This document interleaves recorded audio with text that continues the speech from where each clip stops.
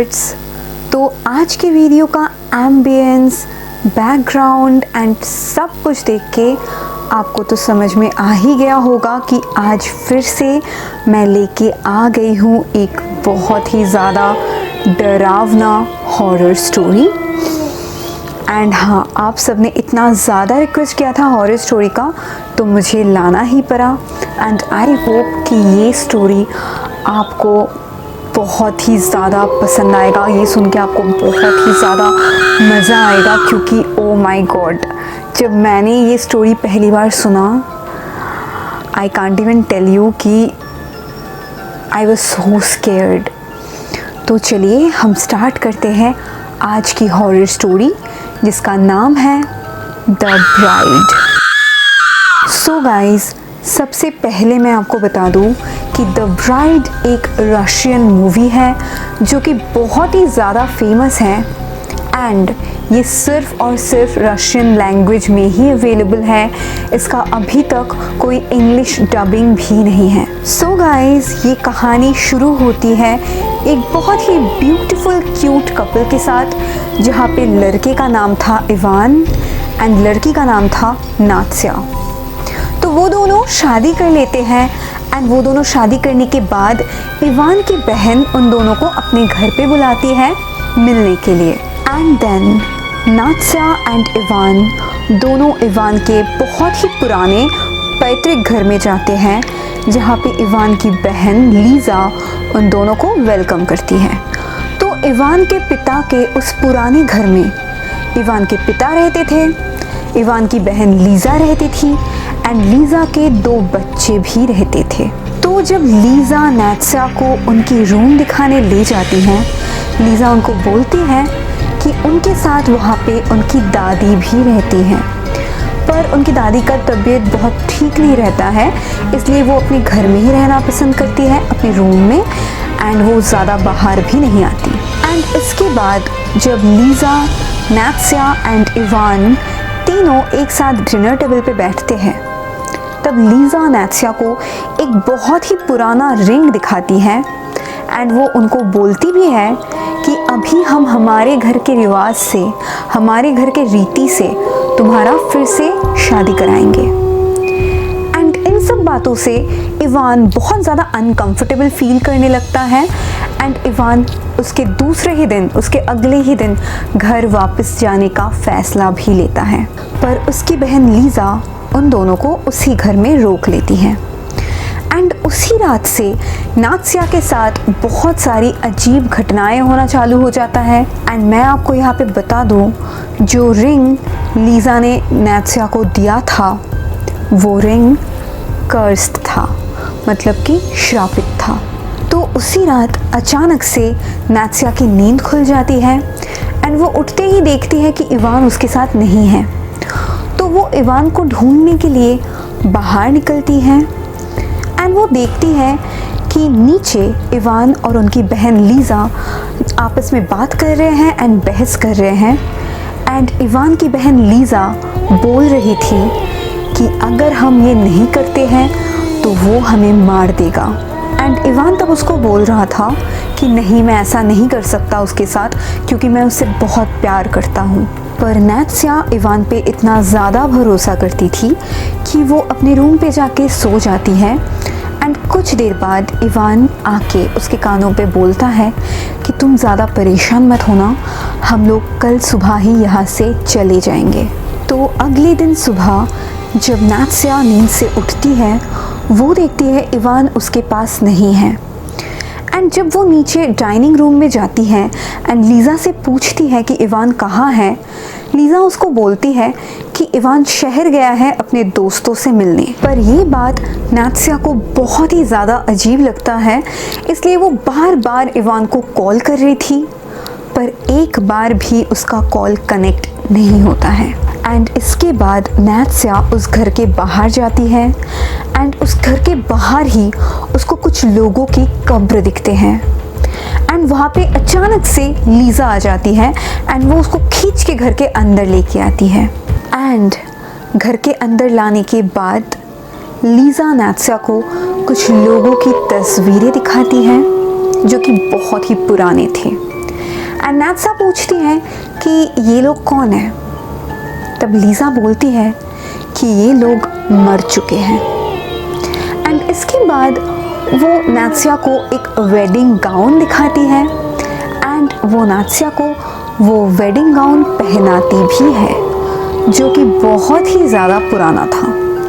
And नात्सिया को बिल्कुल भी आइडिया नहीं था कि वो वेडिंग ड्रेस किसका है, कब से वहाँ पे है एंड उसको वो क्यों पहनाया जा रहा है। एंड इसीलिए नात्सिया पूछती है कि ये वेडिंग ड्रेस, ये रिंग, ये सब उसको क्यों पहनाया जा रहा है एंड ये किसका है। तब लीज़ा बताती है कि ये वेडिंग ड्रेस, ये रिंग, ये सब कुछ उनकी दादी की है एंड उनके घर के रीति रिवाज अनुसार नई दुल्हन को ये सब चीज़ें पहनाया जाता है एंड उसी घर की रीति रिवाज अनुसार वो लोग उन दोनों का फिर से शादी कराएंगे। तो इस इंसिडेंट के बाद जब नात्सिया उसके घर में अकेली थी तब उसको अचानक अलमारी के अंदर से कुछ अजीब आवाज़ें सुनाई देती हैं एंड वो जब अलमारी को खोल के देखती है तब उसको अलमारी के अंदर एक खुफिया दरवाज़ा दिखाई देता है एंड नात्सिया उस खुफिया दरवाजे को खोल के अंदर जाती है। अंदर जाते ही उसको दिखता है लीज़ा का छोटा सा बेटा वहाँ पे खड़ा हुआ है एंड वो छोटा सा बच्चा उसको बोलता है कि उसकी बहन की अंदर कहीं पे पैर फंस गए हैं एंड वो आ नहीं पा रही है बाहर, तो उनको मदद करने के लिए। तो जब नात्सिया अंदर जाती है उनकी मदद करने के लिए, वहाँ पे उसको एक सीक्रेट रूम दिखता है एंड नात्सिया उस सीक्रेट रूम की दरवाज़ा खोल के उस सीक्रेट रूम के अंदर भी जाती हैं एंड उसके साथ वो दोनों बच्चे भी जाती हैं एंड सीक्रेट रूम के अंदर उनको एक परछाई जैसी दिखती है एंड वो दोनों बच्चे बोलने लगते हैं कि वो आ गई हैं। पर नात्सिया को कुछ भी समझ में नहीं आता एंड वो परछाई और कोई नहीं द ब्राइड थी एंड वो तीनों जल्दी से बाहर आ जाते हैं। एंड इसके बाद से ही नात्सिया के साथ बहुत सारी अजीबोगरीब घटनाएं होना चालू हो जाता है।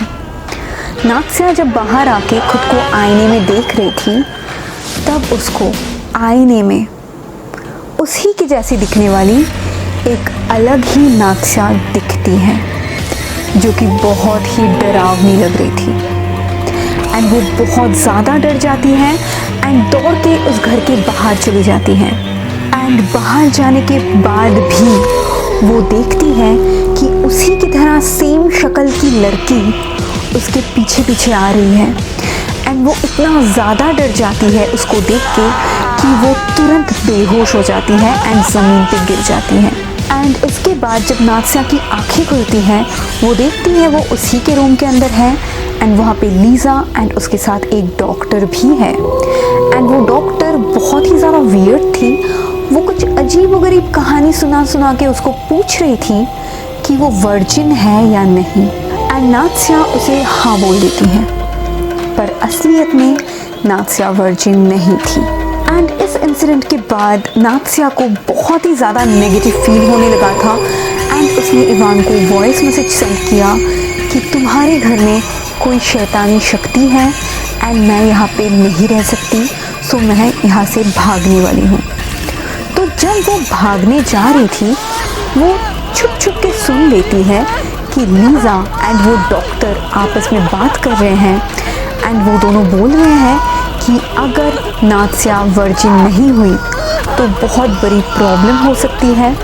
एंड लीज़ा उस डॉक्टर को बोल रही थी कि इवान शहर जाके बहुत बदल गया है एंड वो इस लड़की के लिए अपने परिवार वालों को भी धोखा दे सकता है।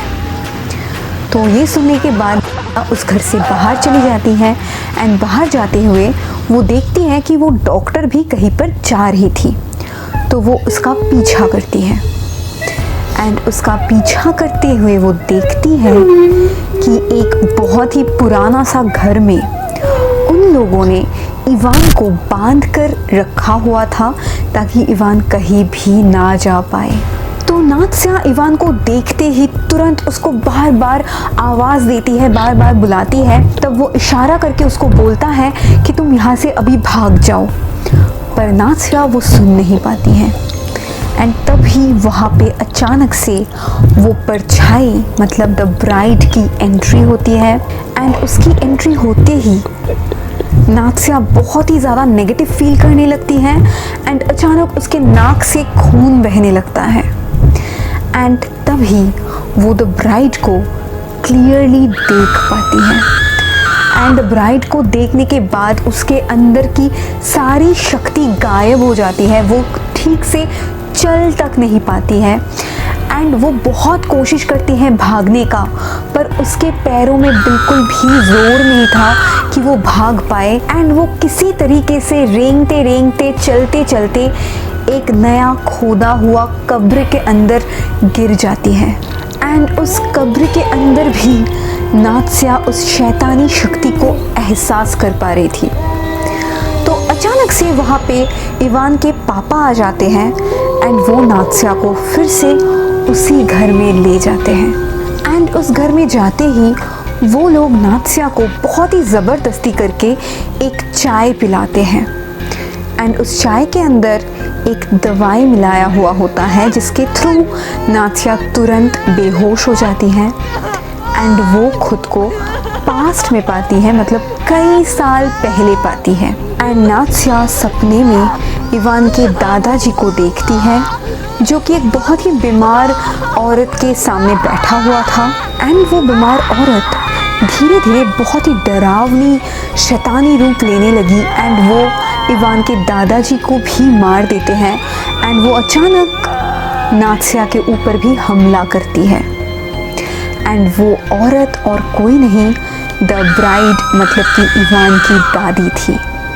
तो यहाँ पे मैं आपको बता देती हूँ कि इवान के दादाजी उनकी पत्नी से बहुत ज़्यादा प्यार करते थे, इसीलिए उनकी पत्नी के मौत के बाद भी वो उनको खुद से जुदा नहीं करना चाहते थे। तो उनकी पत्नी के मौत के बाद उन्होंने उनकी पत्नी की आत्मा को बुलाया एंड उसी बॉडी में कैद करके रखा। इस रिचुअल की शुरुआत 1832 में एक वैज्ञानिक ने की थी, जहाँ पर उसने एक अलग तरीके की सिल्वर को इस्तेमाल करके एक अलग तरीके का लेंस बनाया था, जिसके थ्रू लिए गए कोई भी पिक्चर में उस शरीर के प्रतिबिंब के साथ, उस शरीर के तस्वीर के साथ उसका आत्मा भी कैद हो जाता था। हालांकि उस देश की सरकार ने इस आविष्कार को ठुकरा दिया था, पर बहुत सारे लोग इस रिचुअल को मानते थे। एंड इस रिचुअल को फॉलो करके वो मरे हुए लोगों की आत्मा को वापस बुलाते थे। एंड इवान के दादाजी भी उनकी मरी हुई पत्नी की आत्मा को इसी रिचुअल से एक वर्जिन लड़की की शरीर में डाला था।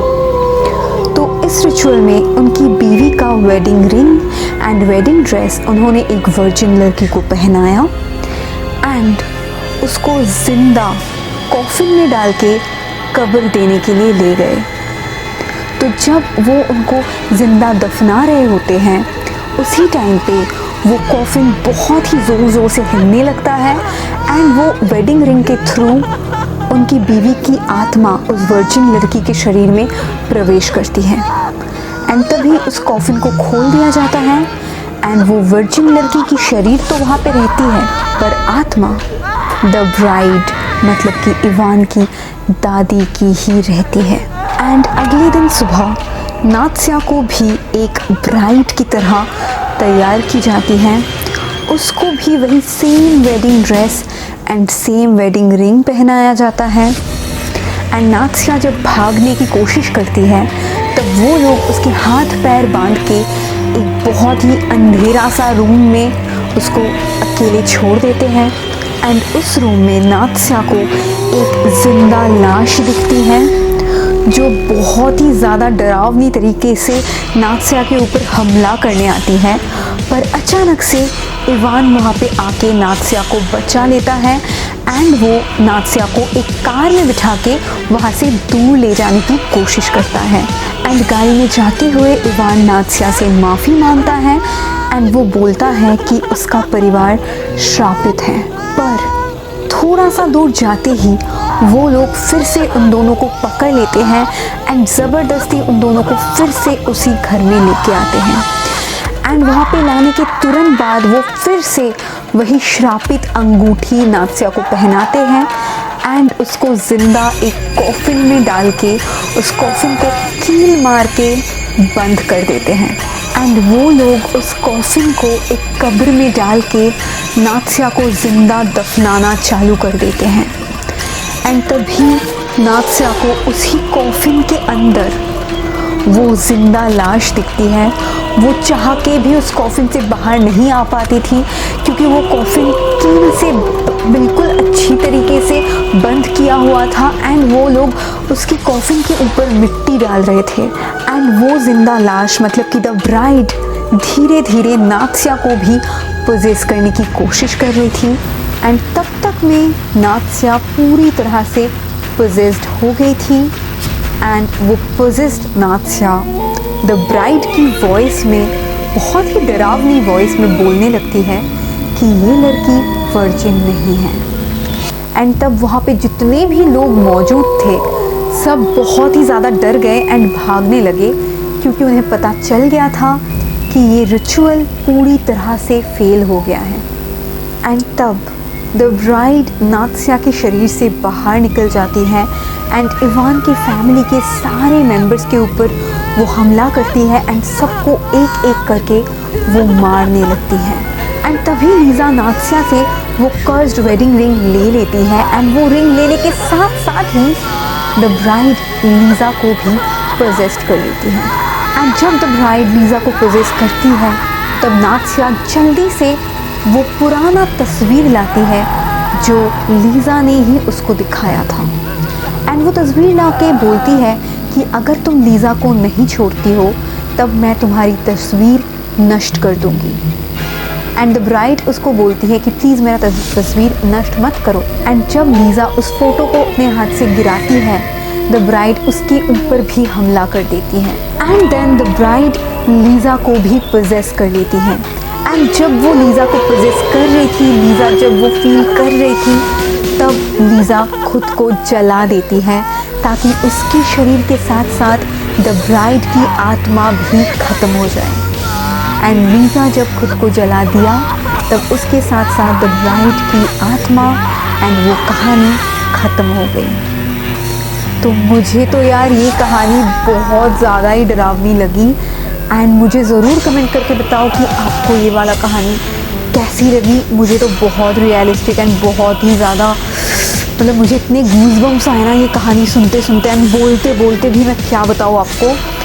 तो अगर आप आगे भी ऐसी ही कहानियाँ सुनना चाहोगे तो मुझे ज़रूर कमेंट करके बताओ। एंड अगर ये वीडियो आपको पसंद आया है इसको ज़रूर लाइक करो, अपने फ्रेंड्स के साथ भी शेयर करो ताकि वो लोग भी थोड़ा सा डर जाएं।